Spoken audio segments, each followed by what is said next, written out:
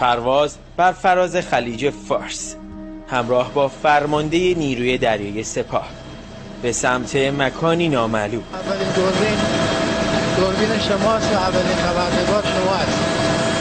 تحت تدابیر شدید حفاظتی به اینجا میره. سردار تنگسیری اینجا رو گفته بودن که طی دسترسی بسیار نادری که به خبرگزاری صدا و سیما داده شد اجازه پیدا کردیم از یکی از شهرهای شناوری نیروی دریایی سپاه پاسداران انقلاب اسلامی که محل نگهداری زنبورهای سرخ نیروی دریایی است که مجهز به انبوهی از موشک‌های کروز دریایی هستند گزارش تهیه کنیم. برای نخستین بار تصاویر شهرهای زیرزمینی شناوری نیروی دریایی سپاه از خبرگزاری صدا و سیما منتشر می شود.